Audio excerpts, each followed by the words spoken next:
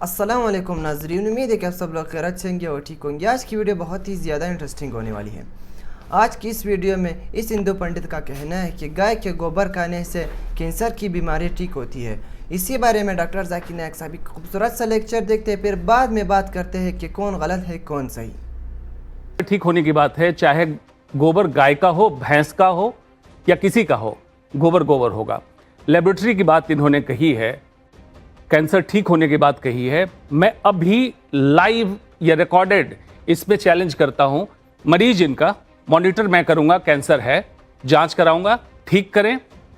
जिस दिन मरीज ठीक हो जाएगा, जांच करके मैं चेक करूंगा, मैं आज से डॉक्टरी छोड़ के इनका चेला बन जाऊंगा। नहीं डॉक्टर साहब, नहीं, आपके आसपास वाले किसी को कभी बीमार हुआ तो आप क्या कहते हैं कि किसको दिखाओ जाकर?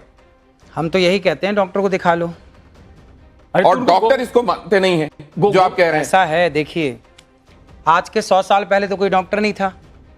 10,000 साल पहले सुश्रुत महर्षि, हाँ ना, आखिर आए तो वेद में ही आ गए ना। आप भी वेद में नहीं है, क्यों बात समझिए, बात की बात कर रहे हैं तो वेद में ही थे। अरे भाई, भारत का हर डॉक्टर सुश्रुत और चरक का संतान है। हाँ हाँ, भले हम मॉडर्न मेडिसिन प्रैक्टिस करें, आयुर्वेद प्रैक्टिस करें, वो वैदिक आ गई वैदिक परंपरा की नहीं, लेकिन उन्होंने वैदिक, जब आप वैदिक परंपरा पे आ गए तो मान लीजिए कि साइंस बाद में आया, वेद पहले आया। वेद से विज्ञान हुआ, ना कि विज्ञान से वेद हुआ। पुराने थे वो वैज्ञानिक ही थे, वो वैज्ञानिक थे, उन्होंने जो चिकित्सा विज्ञान, वही वैदिक वैज्ञानिक इसको भी बता गए हैं कि गाय के गोबर में शक्ति है। कहां पे लिखा हुआ है? किस संहिता में लिखा हुआ है? मैं आपको बता दूंगा, हजार जगह। अरे महाभारत पढ़ लीजिए आप, संहिता बताइए। जो चरक, सुश्रुत, बागभट्ट, इनकी संहिता बताइए, श्लोक बताइए, मैं अभी प्रूफ करता हूं। आपने मेरे को पहले बोला होता ना कि विषय है, मैं लेके आता आपको दिखा। जानने की कोशिश करेंगे कि हिंदुइज्म में खुदा का तसव्वुर क्या है। जब हम कोई आम हिंदू से पूछते हैं कि आप कितने खुदाओं में मानते हैं, कुछ हिंदू कहेंगे 3, कुछ कहेंगे 10, कुछ कहेंगे 100, कुछ कहेंगे 1000 और कुछ कहेंगे 33 करोड़ 330 मिलियन। लेकिन जब हम एक विद्वान हिंदू से पूछते हैं जो अपने हिंदू ग्रंथ का मुताला कर चुका है कि हिंदू मज़हब में एक हिंदू को कितने खुदाओं में मानना चाहिए, तो वो हिंदू विद्वान कहेगा कि हिंदू को सिर्फ एक खुदा में मानना चाहिए और सिर्फ एक खुदा की इबादत करना चाहिए। लेकिन आम हिंदू वो एक फ़लसफ़े में मानते हैं जिसे कहते हैं पैंथीइज्म। पैंथीइज्म के मानी सब कुछ खुदा है, और आम हिंदू ये मानता है कि सब कुछ खुदा है। पेड़ खुदा है, सूरज खुदा है, चांद खुदा है, इंसान खुदा है, सांप खुदा है। हम मुसलमान ये मानते हैं कि सब कुछ खुदा का है। पेड़ खुदा का है, चांद खुदा का है, सूरज खुदा का है, इंसान खुदा का है, सांप खुदा का है।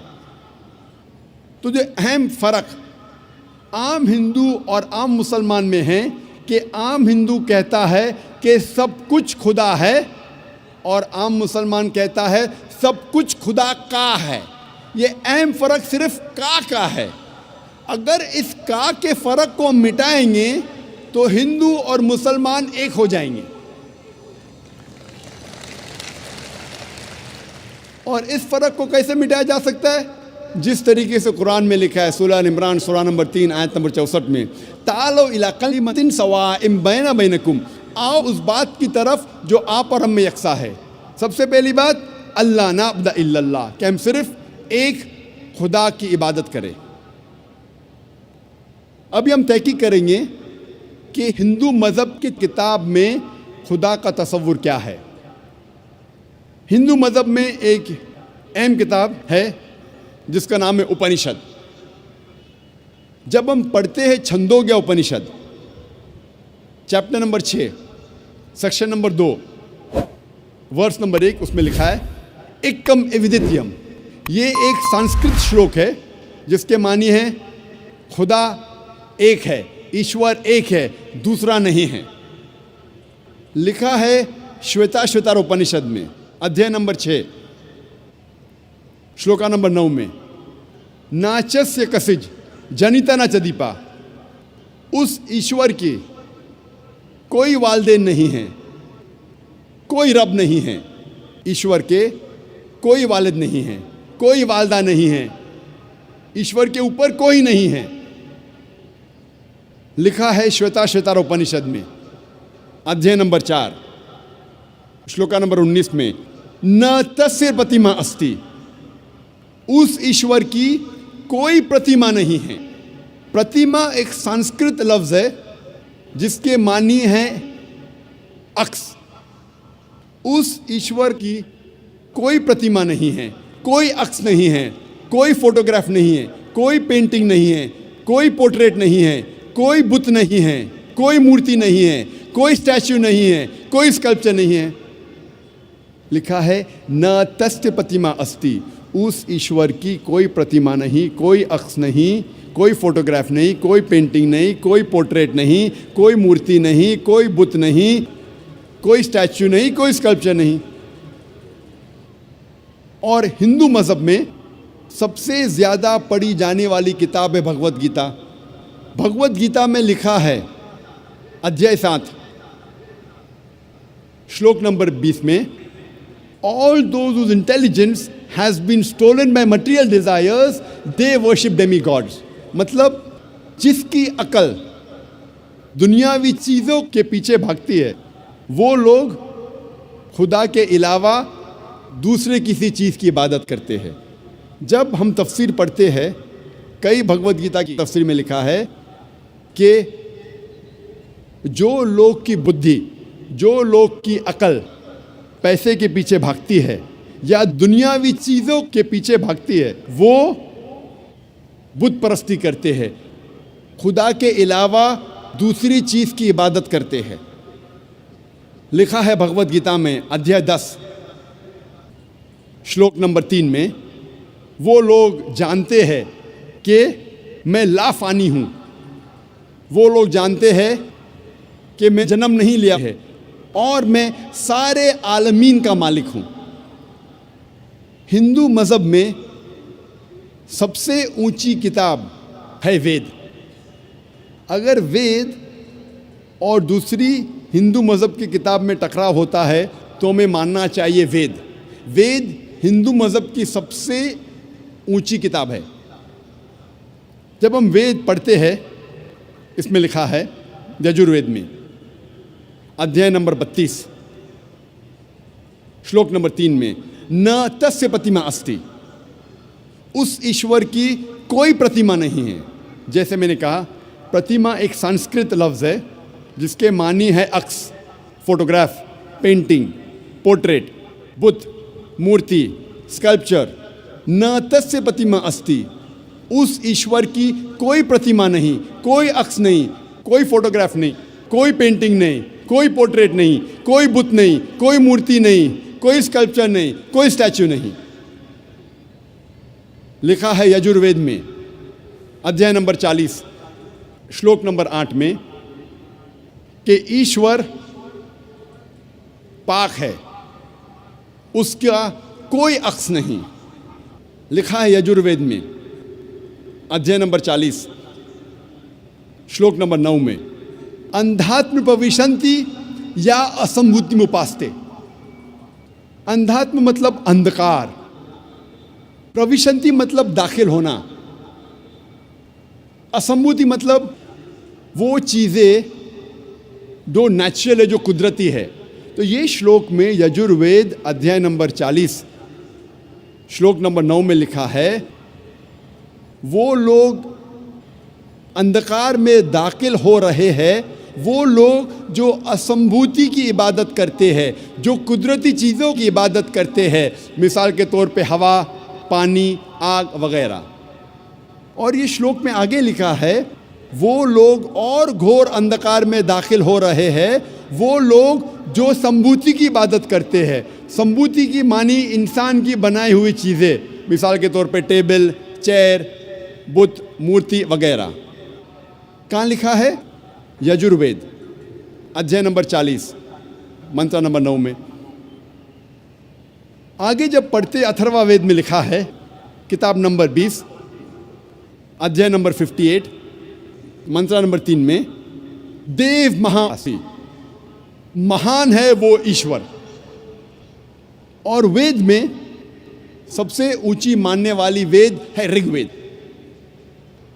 वेद 4 किस्म की होती है, ऋग्वेद, यजुर्वेद, सामवेद, अथर्ववेद। ये चारों में सबसे ऊंची वेद है ऋग्वेद।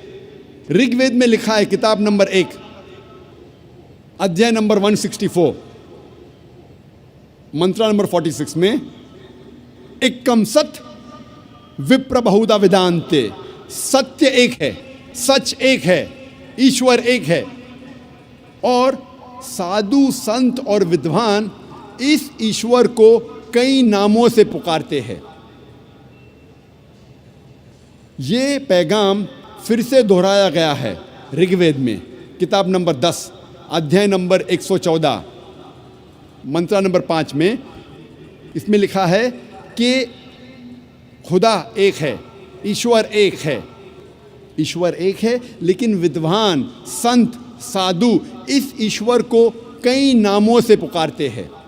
और जब हम ऋग्वेद पढ़ते हैं किताब नंबर 2, अध्याय नंबर 1, सिर्फ किताब नंबर 2 अध्याय नंबर 1 में 33 नाम और सिफतें दिए गए हैं इस ईश्वर को। इनमें से एक है ऋग्वेद किताब नंबर 2 में, अध्याय नंबर 1 में, मंत्र नंबर 3 में, ब्रह्मा। ब्रह्मा कहा जाता है उस ईश्वर को जो बनाने वाला है। जब हम अंग्रेजी में तर्जुमा करते हैं तो इसे कहते हैं क्रिएटर। जब उर्दू या अरबी में तर्जुमा करते इसे कहते हैं खालिक। हम मुसलमानों को कोई एतराज़ नहीं अगर कोई कहता है कि खुदा या ईश्वर खालिक है या क्रिएटर है या बनाने वाला है, लेकिन अगर कोई शख्स कहता है क्या ब्रह्मा खुदा है जो बनाने वाला है, लेकिन उसके 4 सिर है और हर सिर पर क्राउन है, हम मुसलमान इस पे एतराज़ देते हैं, क्योंकि आप ईश्वर को अक्स दे रहे हैं। और साफ तौर पे लिखा है श्वेताश्वतरा उपनिषद में, अध्याय नंबर 4, श्लोका नंबर 19 में, न तस्य प्रतिमा अस्ति, उस ईश्वर की कोई प्रतिमा नहीं, कोई अक्स नहीं, कोई फोटोग्राफ नहीं, कोई पेंटिंग नहीं, कोई पोर्ट्रेट नहीं, कोई मूर्ति नहीं, कोई बुत नहीं, कोई स्टैच्यू नहीं, कोई स्कल्पचर नहीं। एक और सिफत या नाम ऋग्वेद किताब नंबर 2, अध्याय नंबर 1, मंत्र नंबर 3 में दिया गया है, वो है विष्णु। विष्णु कहते हैं पालने वाले ईश्वर को। अगर अंग्रेजी में तर्जुमा करते तो हो जाता है सस्टेनर, चेरिशर। उसको अरबी या उर्दू में तर्जुमा करते हो जाता है रब। हम मुसलमानों को कोई एतराज़ नहीं अगर कोई कहता है कि खुदा या ईश्वर रब है, सस्टेनर है, चेरिशर है, पालने वाला है। लेकिन अगर कोई शख्स ये कहता है कि विष्णु पालने वाला खुदा है, पालने वाला ईश्वर है, और उस ईश्वर के 4 हाथ है जैसे इंसानों जैसे, और एक हाथ में चक्रा है और दूसरे हाथ में कौंच है, और वो पानी पे जा रहा है सांपों पे बैठकर, या हवा में उड़ रहा है एक परिंदा जिसका नाम है गरुड़ा पर, हम मुसलमान इस पर एतराज़ करते हैं क्योंकि आप खुदा को अक्स दे रहे हैं। और आप यजुर्वेद अध्याय नंबर 32 मंत्र नंबर 3 के खिलाफ जा रहे हैं, जिसमें लिखा है न तस्य प्रतिमा अस्ति, उस ईश्वर की कोई प्रतिमा नहीं, कोई अक्स नहीं, कोई फोटोग्राफ नहीं, कोई पोर्ट्रेट नहीं, कोई पेंटिंग नहीं, कोई बुत नहीं, कोई मूर्ति नहीं, कोई स्कल्पचर नहीं, कोई स्टैच्यू नहीं। जब हम ऋग्वेद पढ़ते हैं, ऋग्वेद में लिखा है किताब नंबर 8 में, अध्याय नंबर 1, मंत्र नंबर 1 में, मां चिदन यदि संसद, इबादत सिर्फ वो एक ईश्वर की करो, सिर्फ उसकी प्रशंसा करो। लिखा है ऋग्वेद में, किताब नंबर 6, अध्याय नंबर 45, मंत्र नंबर 16 में, या एक इतमुश्ती ही, प्रशंसा सिर्फ वो एक खुदा की करो, सिर्फ उसकी इबादत करो। और हिंदू मज़हब में जो ब्रह्मा सूत्रा है, जो हिंदू मज़हब का कलमा है, वो है एकम ब्रह्म द्योत्या नास्ते, नेना नास्ते किंचन। भगवान एक ही है, दूसरा नहीं है, नहीं है, नहीं है, जरा भी नहीं है। There is only one God, not a second one, not at all, not at all, not in the least bit. जब हम हिंदू मज़हब की किताबों का मुताला करते हैं, हमें पता लगता है कि हिंदू मज़हब में लिखा है कि एक ही ईश्वर, एक ही खुदा की इबादत करो, जिसकी कोई प्रतिमा नहीं, जिसका कोई अक्स नहीं, जिसका कोई फोटोग्राफ नहीं, कोई पेंटिंग नहीं, कोई पोर्ट्रेट नहीं, कोई बुत नहीं, कोई मूर्ति नहीं, कोई स्टैच्यू नहीं, कोई स्कल्पचर नहीं।